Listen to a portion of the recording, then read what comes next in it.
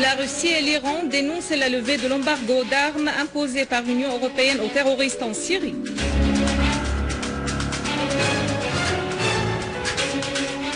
Moscou déclare que les missiles S-300 sont un facteur de stabilité contre toute intervention militaire en Syrie.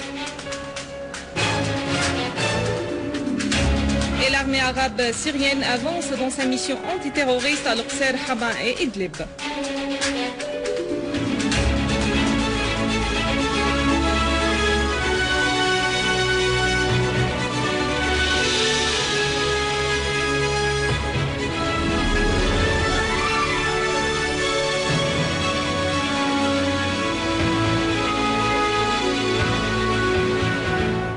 Mesdames et messieurs, bon après-midi, merci d'être avec nous. Le porte-parole du ministère iranien des Affaires étrangères, Sayed Abbas Araqji, a critiqué les positions franco-britanniques en faveur d'une levée de l'embargo imposé à l'armement des terroristes en Syrie, ce qui risque de torpiller les efforts politiques. Araqji a souligné au cours d'une conférence de presse que la conférence de Téhéran pour la Syrie se tiendra demain sous le thème « Le règlement politique, constante politique des pays de la région ». Quelques 40 pays participeront à cette réunion pour un règlement politique à la crise syrienne, a dit Araqji, estimant qu'une évolution dans les positions des pays se produit jour après jour en faveur d'une solution politique. Araqji a espéré que toutes les parties concernées, soit à l'étranger, soit en Syrie, assument leurs responsabilités dans l'intérêt d'une solution politique rapide qui serait dans l'intérêt des Syriens. Il a d'autre part critiqué les propos du chef de la diplomatie turque sur les événements en Syrie, jugeant qu'ils sont contraires à ce qui se passe sur le terrain.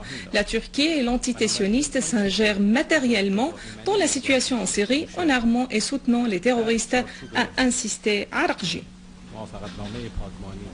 La Russie a exprimé aujourd'hui sa déception du fait que l'Union européenne n'ait pas prorogé l'embargo imposé sur les armes à l'opposition en Syrie. Le vice-ministre russe des Affaires étrangères, Sergei Rybakov, a affirmé que cette décision contredit les accords internationaux concernant le commerce d'armes.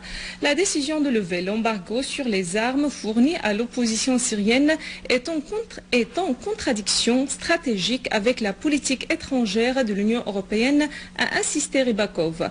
Il a précisé que cet échec porte atteinte aux chances du succès de la conférence internationale de Genève 2 sur la crise en Syrie. Rybakov a ajouté que la vraie entrave à Genève 2 et le désordre qui règne dans les rangs de la soi-disant opposition syrienne qui n'est pas au niveau d'une représentation digne de ce nom à Genève. La Russie et la Chine envisagent de mener des exercices antiterroristes dans la région de l'Oural en Russie au mois d'août prochain. Le porte-parole du commandement de l'armée russe, le colonel Roch Shopkin, a déclaré que des unités des forces russes et de l'armée de libération du peuple chinois, regroupant environ 600 éléments, participeront conjointement à des exercices internationaux de lutte contre le terrorisme. Pékin et Moscou œuvrent pour renforcer leur coopération militaire pour faire face à des menaces communes. Une délégation de parachutistes chinois est en visite actuellement en Russie pour un entraînement sur le nouveau type d'armes de fabrication russe et pour des exercices communs avec l'aviation de ce pays. Sur un autre plan, le ministère russe de la Défense a annoncé le déploiement de 4 systèmes de défense anti-aérienne de type S-300 au sud du pays. Le ministère de la Défense a affirmé que ces systèmes de défense aérienne avaient été transportés à bord des avions militaires à un champ de tir où ils seront utilisés dans différentes missions. Parmi ces missions figure la défense de l'espace aérien russe au cas des attaques aux missiles et aux chasseurs bombardiers de l'ennemi. Le ministère russe de la Défense a précisé que ces missions seront exécutées dans des circonstances renforcées de guerre électronique.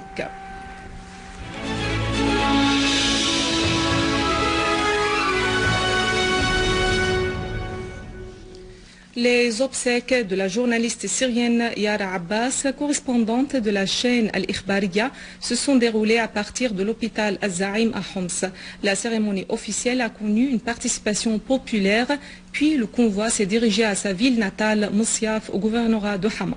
Là, le départ regretté de Yara Abbas nous rappelle tous les journalistes tués en assumant leur devoir au service de la vérité et tous les soldats qui ont lutté pour le droit du peuple syrien face au terrorisme et à la sédition.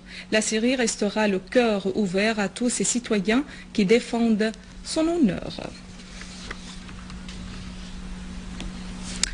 Le quartier ouest dans la ville d'Al-Qsir fait le théâtre des opérations de l'armée arabe syrienne qui s'avance dans ce quartier, infligeant de coups durs aux terroristes armés. Les terroristes armés avaient érigé des barricades dans ce quartier et mené des actes de subversion dans les bâtiments résidentiels.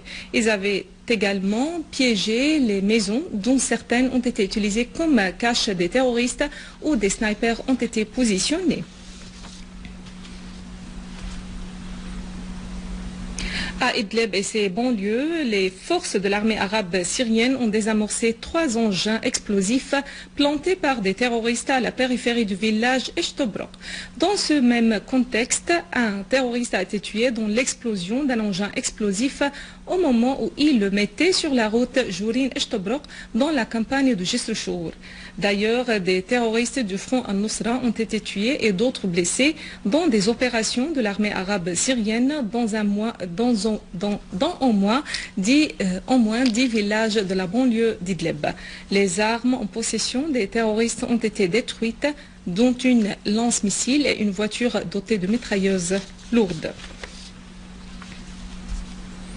Dans la banlieue de Hama, des forces armées ont liquidé des terroristes de front Al-Nusra à Kafr al-Nabouda. 6 terroristes ont été également arrêtés à Asqel-Biyeh et une lance-missile a été détruite en plus d'autres armes.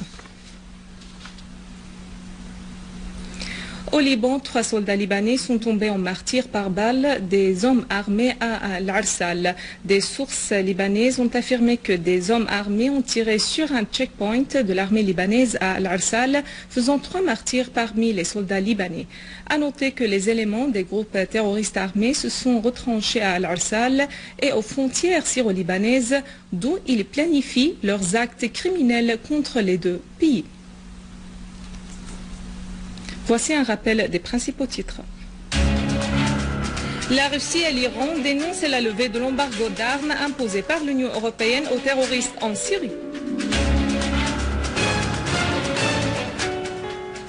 Moscou déclare que les missiles S-300 sont un facteur de stabilité contre toute intervention militaire en Syrie.